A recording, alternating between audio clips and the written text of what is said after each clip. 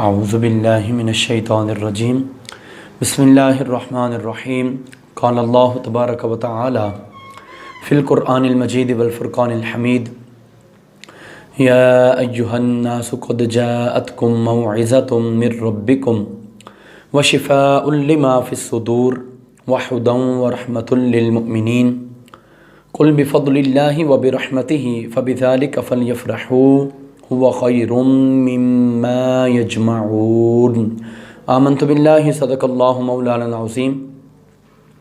وصدق وبلغنا رسولہ النبی الکریم الامین۔ السلام علیکم ورحمۃ اللہ وبرکاتہ۔ ویورز، آپ دیکھ رہے ہیں چینل 94 نیوز، پروگرام فکر قرآن کے حوالے سے عید میلاد النبی صلی اللہ علیہ وسلم کے سلسلہ میں آج کا ہمارا ٹاپک حضور نبی کریم علیہ الصلاۃ والسلام کے میلاد پاک کی آئینی اور شرعی حیثیت ہے۔ اللہ رب العزت وحدہ لا شریک نے ارشاد فرمایا، یا ایہا الناس، اے لوگو، قد جاءتکم موعظۃ من ربکم، تمہارے پاس تمہارے رب کی طرف سے ایک نصیحت آئی، وشفاء لما فی الصدور، تمہارے دلوں میں جو بیماریاں ہیں ان کے لیے شفا بن کے آئی، وہدی ورحمۃ للمؤمنین، اور خصوصاً مومنوں کے لیے ہدایت اور رحمت بن کے آئی۔ علماء مفسرین نے ارشاد فرمایا، آیت کریمہ کے اندر لفظ موعظہ، واضح و نصیحت، رب تعالیٰ نے قرآن عظیم کو فرمایا شفاء لما فی الصدور، دلوں میں جو بیماریاں ہیں ان کے لیے شفا کا ذریعہ قرآن مقدس کو فرمایا، اور ایمان والوں کے لیے ہدایت اور رحمت رب تعالیٰ نے قرآن عظیم کو فرمایا۔ پھر فرمایا کہ دوسری تفسیر کے مطابق کہ واضح و نصیحت کا ذریعہ رب ذوالجلال نے حضور نبی مکرم صلی اللہ علیہ وسلم کو فرمایا۔ دلوں میں جو بیماریاں تھیں، کفر و شرک کی میل کچیل، لڑائیاں، اختلافات، جھگڑے، ان تمام سے شفا کا ذریعہ رب تعالیٰ نے پاک نبی علیہ الصلاۃ والسلام کو بنایا، اور مومنوں کے لیے رب ذوالجلال نے پاک نبی علیہ الصلاۃ والسلام کو ہدایت کا درخشندہ ستارہ اور رحمت کا ذریعہ بنا کے اس کائنات کے اندر بھیجا۔ کیا عظیم ترین رتبہ ہے اللہ کے پاک نبی علیہ الصلاۃ والسلام کا، قرآن عظیم کا، کیا ہی درجے! اور یہ رب تعالیٰ نے اپنے پاک نبی علیہ الصلاۃ والسلام کو شانیں، عظمتیں، رفعتیں عطا فرمانے کے بعد ارشاد فرمایا، کل، اب اے نبی مکرم صلی اللہ علیہ وسلم آپ ارشاد فرمائیں، ہم نے آپ کو شانیں عطا فرما کے بھیجا، اب آپ ارشاد فرمائیں، اب آپ شانیں بیان فرمائیں، اب آپ لوگوں کو بتائیں۔ It is the message from Almighty Allah who is very bounteous on his devotees۔ فرمایا یہ پیغام ہے رب ذوالجلال کا جو اپنے بندوں کے اوپر بڑا کرم نواز، جو بڑی مہربانیاں، بڑی عنایات فرمانے والا۔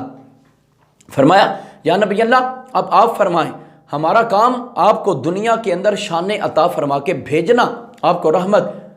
دینوں کی بیماریوں کے لیے شفا، موعظت، واضح و نصیحت کا ذریعہ اور ہدایت ہم نے بنا کے بھیج دیا۔ آپ سراپا ہدایت، جو بندہ آپ کے ساتھ لگ جائے وہ بھی ہدایت والا ہو جائے گا۔ فرمایا اب یا نبی اللہ صلی اللہ علیہ وسلم، جبکہ ہم نے آپ کو اتنا عظیم ترین رتبہ عطا فرما کے کائنات کے اندر بھیجا، بفضل اللہ و برحمتہ، اب جب لوگوں کو بتائیں کہ اللہ کا فضل اور اللہ کی رحمت مل جائے، فبذالک فلیفرحوا، تو ان چیزوں کے ملنے کے اوپر تمہیں چاہیے کہ خوشیاں منایا کرو۔ اب فرمایا بفضل اللہ و برحمتہ، دو چیزیں ہیں، جب اللہ کی رحمت ملے اور جب اللہ کا فضل ملے، اے ایمان والو خوشیاں منایا کرو۔ یہ تو حکم دے دیا صاف صاف واضح۔ اب فرمایا کہ رب تعالیٰ کی رحمت، یہ رب تعالیٰ کا قرآن عظیم ہے، اللہ کا فضل دین اسلام ہے۔ علماء مفسرین نے عموماً یہ ترجمے کر کے بتائے، سب سے بہترین تفسیر قرآن عظیم کی وہ ہوتی ہے جو رب کا قرآن خود اس کی تفسیر کر دے، یعنی ایک آیت طیبہ اس کا پورا مفہوم پوری وضاحت کے ساتھ قرآن عظیم کی دیگر آیات بینات کر دیں، اسے کہا جاتا ہے الاولیٰ بالتفسیر، سب سے بہترین تفسیر۔ تو جب مفسرین نے فرما دیا کہ رب کی رحمت دین اسلام ہے اور رب کا فضل قرآن عظیم ہے، اب فرمایا کہ رب کا قرآن خود کیا کہتا ہے، تو فرمایا کہ وما ارسلناک الا رحمتا للعالمین، اے نبی مکرم صلی اللہ علیہ وسلم، ہم نے آپ کو تمام جہانوں کے لیے رحمت بنا کے بھیجا۔ پھر فرمایا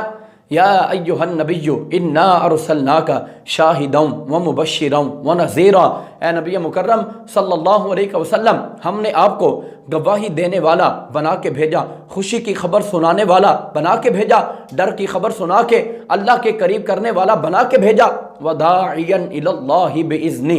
ہم نے آپ کو اپنی طرف بلانے والا بنا کے بھیجا، وسراجا منیرا، اور ہم نے آپ کو چمکتا ہوا چراغ بنا کے بھیجا۔ اب اتنی شان عطا فرمانے کے بعد فرمایا وبشر المؤمنین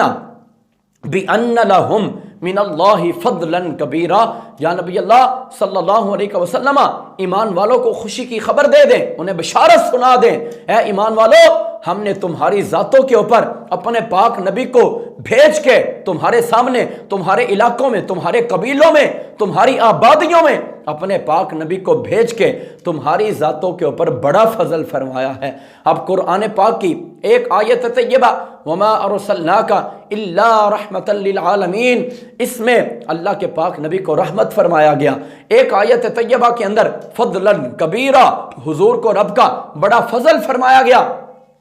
تو پتہ چلا کہ اللہ کے پاک نبی علیہ الصلوۃ والسلام رب کی رحمت بھی وہی ہے، رب کا فضل بھی وہی ہے۔ اب فرمایا عظیم ترین نکتہ، چیزیں دو تھیں، بفضل اللہ و برحمتی، فرمایا رب کا فضل اور رب کی رحمت ملے، چیزیں دو تھیں۔ آگے فرمایا فبذالک، اسم اشارہ مذکر قریب کے لیے، ذالکہ یہ ایک ہے، چاہیے یہ تھا اسم اشارہ بھی دو والا ہوتا، الفاظ یہ ہونے چاہیے تھے فبذالکما، جب رب کا فضل اور رب کی رحمت ملے۔ تو فرمایا کہ اگر قرآن اور اسلام دو الگ الگ چیزیں، اگرچہ اپنی شان کے اعتبار سے دین اسلام کے اندر ہی قرآن ہے، لیکن قرآن عظیم رب کا کلام، دین اسلام اللہ رب العزت کا بابرکت دین، حضور علیہ الصلوۃ والسلام کا پھیلایا ہوا، بڑھایا ہوا، ہمیں عطا فرمایا ہوا، دو الگ الگ چیزیں۔ فرمایا فبذالک، ان چیزوں کے ملنے کے اوپر خوشی منایا کرو جب رب کا فضل، رب کی رحمت ملے۔ اب اسلام یا قرآن یہ الگ الگ ہیں، اب فرمایا کہ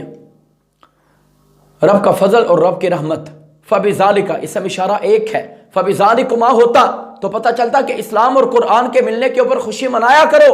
اگرچہ اس کے اوپر بھی منانی چاہیے، ممانعت نہیں ہے۔ دین اسلام کی سربلندی کے لیے سر توڑ کوششیں کرنی چاہیے۔ جشن قرآن پوری طرح ہمت اور جستجو کے ساتھ، لگن کے ساتھ، محبت کے ساتھ منانا چاہیے، انکار نہیں ہے، ممانعت نہیں ہے۔ اللہ کے پاک نبی علیہ الصلوۃ والسلام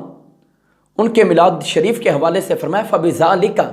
جب رب کا فضل اور رب کی رحمت ملے، ان چیزوں کے ملنے کے اوپر خوشی منایا کرو۔ فبذالک، جب چیزیں دو تھیں، اسم اشارہ ایک ذکر کیا تو بتا دیا کہ رب کا فضل وہ بھی اللہ کے حبیب، رب کی رحمت وہ بھی اللہ کے حبیب، اس لیے اسم اشارہ ایک فرمایا۔ اب ارشاد فرمایا فلیفرحوا، جب یہ چیزیں مل جائیں ان کے ملنے کے اوپر خوشی منایا کرو۔ فعل امر کم از کم درجہ اس کا وجوب کے لیے، لیکن اللہ کے پاک نبی کا میلاد شریف مستحب ہے، کیونکہ یفرحوا فعل امر ہے، یہ وجوب کے لیے بھی آتا ہے اور کبھی کبھی مستحب کے لیے بھی آتا ہے۔ اس نے ثابت کیا اللہ کے پاک نبی کا میلاد شریف منانا یہ ایک مستحب عمل ہے۔ اب فرمایا ہوا خیر مما یجمعون، فرمایا ہوا وہ خوشی کرنا، وہ میلاد منانا، وہ میرے پاک نبی کا ذکر کرنا، وہ ان کا دنیا کے اندر آنا، اور اے ایمان والو تمہارا ان کی شانوں کو بیان کرنا خیر بہترین ہے، مما یجمعون تمام ان چیزوں سے جنہیں تم جمع کر کے رکھتے ہو۔ فرمایا میرے پاک نبی کا میلاد منانا، ان کی آمد کی خوشی کرنا، ان کا استقبال کرنا، ان کے لیے جلسے جلوس نکالنا، ان میں شریک ہونا، گلی محلے نگر کریا گاؤں بستی شہر ہر جگہ کے اوپر ان کے میلاد شریف منانا سجانا، فرمایا خیرن یہ سب سے بہترین ہے، مما یجمعون ان تمام چیزوں سے جنہیں تم جمع کرتے ہو۔ اب جمع مال بھی ہوتا ہے، جمع نیکیاں بھی ہوتی ہیں۔ فرمایا رب ذوالجلال نے میرے پاک نبی علیہ الصلوۃ والسلام کا میلاد شریف منانا تمہاری ساری زندگی کی جمع پونجی اس سے افضل ترین حضور علیہ الصلوۃ والسلام کا میلاد شریف، کتنا عظیم ترین یہ رتبہ، کیا بیان حضور کے میلاد شریف کا قرآن مقدس کے اندر۔ اب حدیث طیبہ کے اندر حضرت جناب سیدنا امیر معاویہ بن ابی سفیان رضی اللہ تعالی عنہما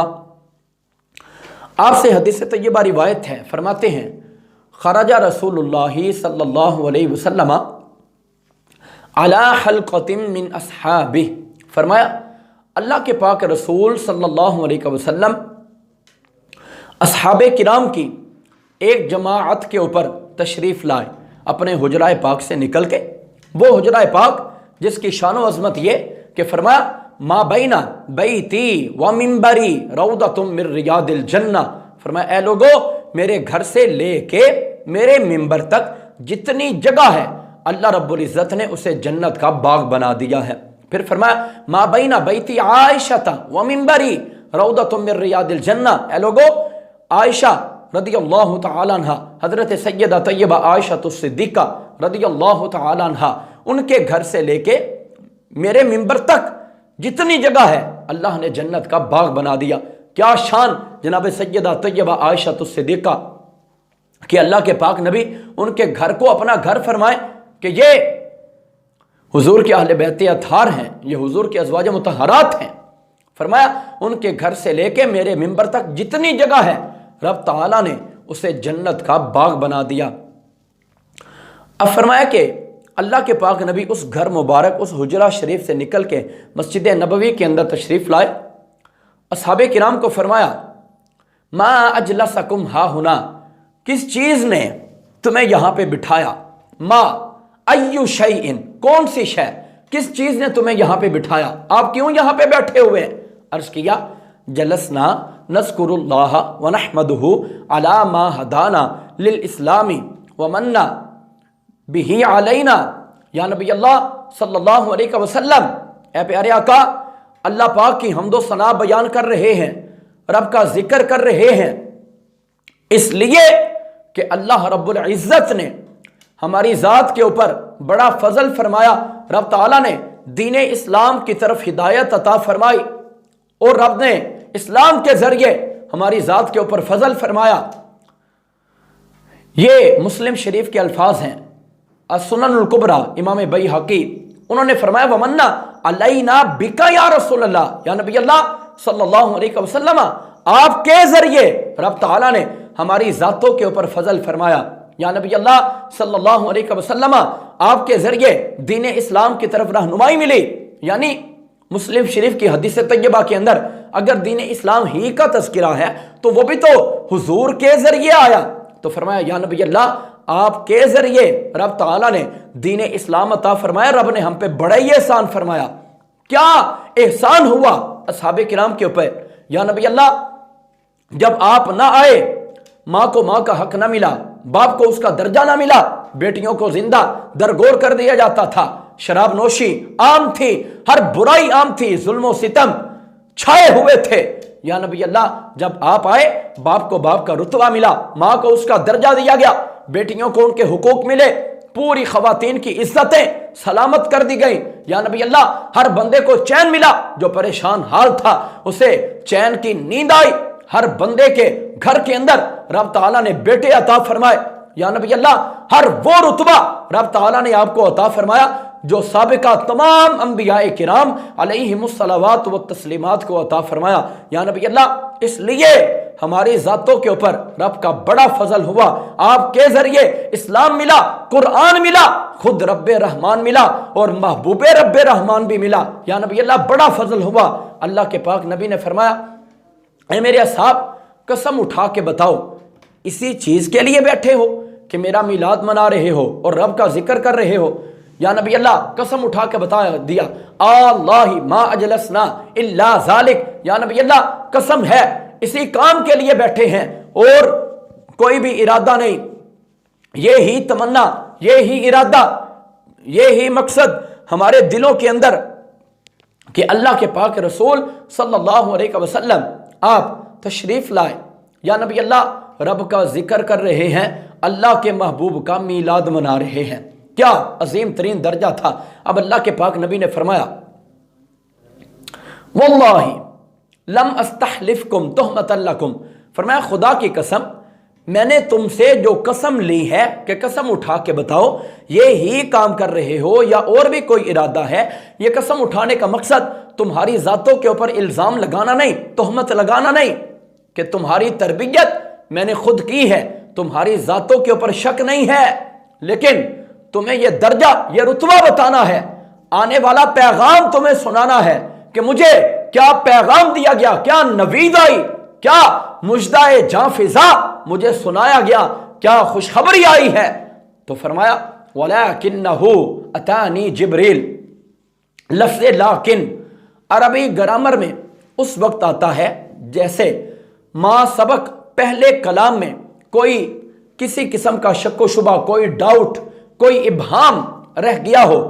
تو اس ڈاؤٹ کو، اس ابہام کو دور کرنے کے لیے آتا ہے۔ فرمایا تہمت کی بنا کے اوپر قسم نہیں لی، سوال یہ تھا قسم کیوں لی، یہ ابہام رہتا تھا۔ آخر کار اللہ کے پاک نبی قسم لے اصحاب کرام سے، کیوں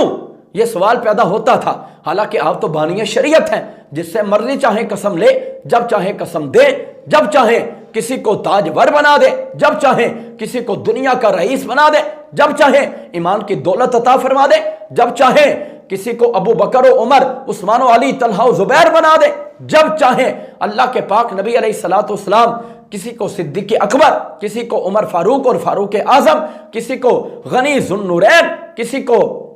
تاجدار حل عطا، اپنی عطا سے اللہ کے پاک نبی علیہ الصلوۃ والسلام بنائیں، یہ رتبہ پاک نبی علیہ الصلوۃ والسلام کا آپ نے قسم لی۔ اس کی وجہ بیان فرمائی، وَلَكِنَّهُ، یہ جو قسم لی نا اے صاحب، تمہارے ذہنوں میں خیال آیا کہ اللہ کے پاک نبی نے ہماری تربیتیں خود فرمائی، قسم کیوں لی، کیا وجہ بنی؟ تو فرمایا وَلَكِنَّهُ، لیکن قسم لینے کا مقصد یہ ہے، اتانی جبریل، میرے پاس جبریل آئے ہیں، فاخبرنی، انہوں نے مجھے خبر دی، ان اللہ عز وجل یباہی بکم الملائکہ، میرے پاس جبریل آئے، خبر دے گئے کہ بے شک اللہ پاک عرش بری کے اوپر اپنی شان کے مطابق جلوہ افروز ہو کے یا نبی اللہ آپ کے دیوانوں کے اوپر فخر فرما رہا ہے۔ کیوں؟ کس لیے؟ فرشتوں کے درمیان، کہ فرشتے کہتے تھے یا اللہ انسان کو پیدا نہ کرنا، یہ قتل و غارت گری کرے گا، یہ خون ریزی کرے گا، فساد پھیلائے گا۔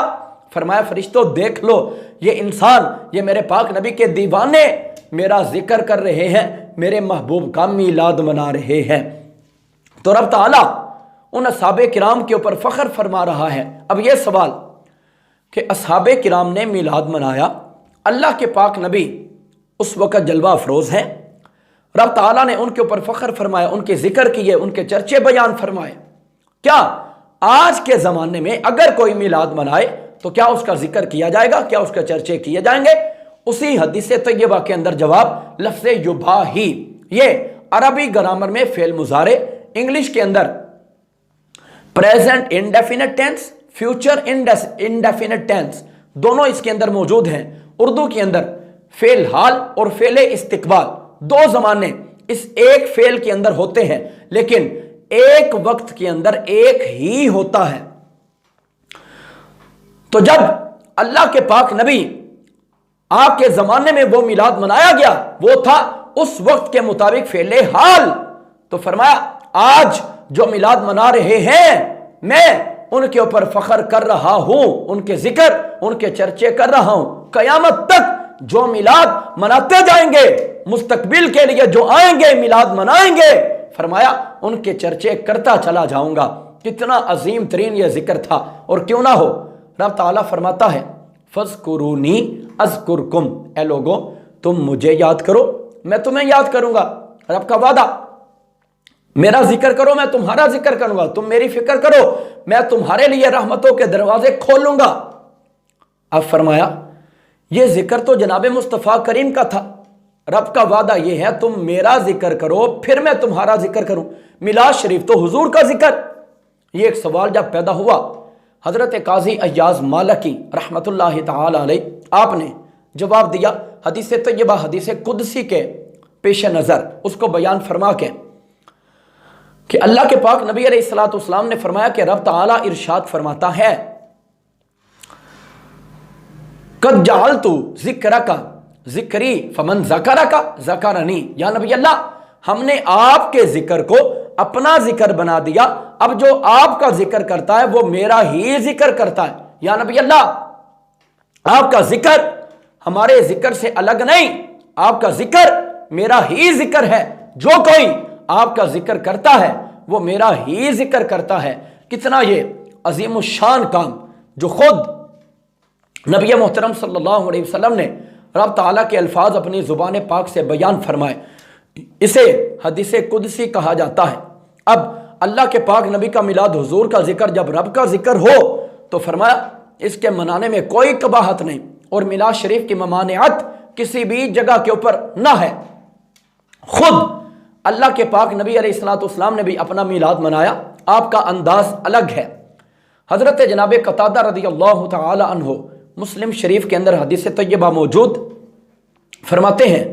سئل نبی صلی اللہ علیہ وسلم عن صوم الاثنین، اللہ کے پاک نبی سے پوچھا گیا، سوال کیا گیا یا رسول اللہ صلی اللہ علیہ وسلم آپ ہر سوموار کا روزہ رکھتے ہیں، جب سے آپ تشریف لائے، جب سے آپ نے مدینہ طیبہ کے اندر قدم رکھا، ہم نے آپ کو کبھی نہیں دیکھا کہ آپ سوموار کے دن کا روزہ نہ رکھتے ہوں۔ یا نبی اللہ کیا وجہ ہے، کیوں آپ سوموار کے دن کا روزہ رکھتے ہیں؟ تو آپ نے فرمایا فیہ انا ولدت، سوموار کے دن ہی میں پیدا ہوا ہوں۔ چاہیے تھا کہہ دیتے فیہ ولدت، اس دن میں پیدا ہوا، لیکن فرمایا فیہ انا ولدت، اس دن کے اندر میں پیدا ہوا۔ اب فرمایا انا پہلے لگا کے ولدت فعل ماضی واحد متکلم کے ورڈز، اس سے پہلے لفظ انا ضمیر لگا کے بتایا۔ جب ایسا ہو کہ فعل سے پہلے اس کی ضمیر آ جائے، خصوصاً ایک ضمیر جو ولدتو کے اندر مرفوع متصل بارز ہے، اس کے ساتھ انا ضمیر مرفوع منفصل لانا، ایک مرفوع متصل ضمیر ایک مرفوع منفصل، یہ فائدہ دیتی ہے تاکید کا، یہ فائدہ دیتی ہے حصر کا۔ معنی یہ بنے گا سوموار کے دن ہی میں پیدا ہوا، گویا کہ بتا دیا مصطفیٰ کریم علیہ الصلوۃ والسلام نے اے لوگو شکوک و شبہات کے اندر نہ پڑ جاؤ، رب نے مجھے سوموار کے دن پیدا کیا، اور یہ اللہ کے پاک نبی نے بتا دیا کہ پاک نبی علیہ الصلوۃ والسلام دنیا کے اندر سوموار کے دن تشریف لائے، اور سوموار کے دن ہی اس کائنات سے آپ نے پردہ فرمایا۔ مصطفیٰ کریم علیہ الصلوۃ والسلام جب آپ نے یہ بات بیان فرمائی نا، تو علماء کرام نے اس کے اوپر بیان فرمایا، جس طرح الدلائل النبوہ امام بیہقی انہوں نے پہلے پیج کے اوپر ہی، پہلی جلد پہلا پیج، اس کے اندر بیان فرمایا ولد النبی صلی اللہ علیہ وسلم فی شہر ربیع الاول 12، فرمایا اللہ کے پاک نبی علیہ الصلوۃ والسلام 12 ربیع الاول شریف کو پیدا ہوئے، اس کائنات کے اندر آپ کی ولادت باسعادت ہوئی، اور پاک نبی علیہ الصلوۃ والسلام کی وفات شریف یہ یا تو 2 ربیع الاول ہے، یا 9 ربیع الاول ہے، یا 16 ربیع الاول، 12 کو بنتا نہیں، کیونکہ سوموار کو اللہ کے پاک نبی علیہ الصلوۃ والسلام کی وفات شریف ہے سوموار والے دن، لیکن تاریخ سے اگر دیکھا جائے اللہ کے پاک نبی علیہ الصلوۃ والسلام نے جب حج کیا، حج کے بعد ذی الحج کا مہینہ، اس کے کچھ ایام، اس کے بعد محرم، پھر سفر، پھر ربیع الاول، ہر مہینے کے اگر 30 دن بنائے جائیں، ذی الحج کے بھی 30 دن، اسی طرح محرم کے بھی 30 دن ہوئے، اسی طرح سفر کے بھی 30 دن، یا تینوں مہینے 29 کے کہ ذی الحج محرم سفر تینوں 29 کے ہوں، یا ان میں سے کوئی ایک 29 کا، کوئی 30 کا، کوئی 29 کا، پھر یا کوئی پہلا 30 کا، پھر 29 کا، پھر 30 کا، ہر صورت کے اندر کسی بھی طریقے سے اللہ کے پاک نبی کی وفات شریف 12 ربیع الاول کو نہیں بنتی۔ اسی طرح حضرت امام جلال الدین السیوطی رحمۃ اللہ تعالی علیہ آپ نے تفسیر در منصور کے اندر مصنف عبد الرزاق کے حوالے سے حدیث طیبہ بیان فرمائی، اور امام عبد الرزاق الصنعانی امام بخاری کے استاد محترم ہیں، لہٰذا 12 ربیع الاول شریف اللہ کے پاک نبی کے میلاد شریف ولادت کا دن ہے، اور وفات شریف آپ کی سوموار کے دن ہی ہوئی، لیکن یا 2 ربیع الاول یا 9 یا 16 ربیع الاول ہے۔ اللہ کے پاک نبی علیہ الصلوۃ والسلام نے روزہ رکھ کے اپنا جب میلاد منایا نا، جب اس کا اظہار کیا تو فرمایا کہ اس دن میں پیدا ہوا اس لیے روزہ رکھتا ہوں، وَفِيهِ أُنزِلَ عَلَيَّ، اور اسی دن میری ذات کے اوپر قرآن عظیم بھی نازل ہوا۔ گویا کہ اللہ کے پاک نبی نے بتایا کہ میں روزہ رکھ کے اپنا میلاد بھی مناتا ہوں، روزہ رکھ کے جشن قرآن بھی مناتا ہوں۔ کیا عظیم ترین عقیدہ مصطفیٰ کریم علیہ الصلوۃ والسلام نے دیا۔ اب یہ پاک نبی کی سنت طیبہ ٹھہری، آپ کا اپنا انداز۔ اب کوئی بندہ اپنے انداز میں اپنے پاک نبی کا میلاد منائے، مثلا کوئی روزہ رکھ کے، کوئی رکھوا کے، کوئی افطار کروا کے، کوئی اپنے گھر مہمان بلا کے، کوئی مسجد کو سجا کے، کوئی حضور کے جلوس کے اندر جا کے اپنا گھر بار چھوڑ کے حضور کی ذات پاک کے اوپر اپنا تن من دھن سب کچھ نچھاور کر کے اپنے پاک نبی کا میلاد منائے، تو یقیناً حضور علیہ الصلوۃ والسلام کے طریقہ کار کے اوپر ہی عمل ہے۔ رہی بات جلوس کی اور جھنڈے لہرانے کی، تو جب اللہ کے پاک نبی علیہ الصلوۃ والسلام غار سور سے نکلے، 3 دن 3 راتیں وہاں پہ گزار کے جب سرکار نکلے، راستے کے اندر اصحاب ملتے گئے، کوئی کسی وادی سے ملا، کوئی کسی کریا سے، کوئی کسی نگر سے۔ اللہ کے پاک نبی سے جب ملتے گئے، حضرت ابو برزہ اسلمی رضی اللہ تعالی عنہ یہ اس لشکر میں جب شریک ہوئے، اپنے سر سے امامہ شریف اتار کے ایک سٹک، ایک چھڑی لے کے اس کے اوپر لپیٹ کے اس کا جھنڈا بنا کے اللہ کے پاک نبی علیہ الصلوۃ والسلام کے ساتھ یہ چلتے رہے۔ اسی طرح جب یہ وادی قباء تک قافلہ پہنچا، وہاں سے مدینہ کی جانب جب چلے تو وہ لوگ خواتین اور بوڑھے یہ چھتوں کے اوپر چڑھ گئے، بچے، چھوٹی بچیاں، باشعور 7-8 سال کی چھوٹی بچیاں، یہ اور مرد حضرات، یہ تمام کے تمام حضور کے استقبال کے لیے نکلے کہ سرکار کا جلوس آ رہا ہے، اور یہ تمام کے تمام کیا کہتے تھے؟ فَمُحَمَّدُ الرَّسُولُ اللَّهِ یا محمد یا رسول اللہ، ہر کوئی یہ نعرہ لگاتا تھا۔ یہ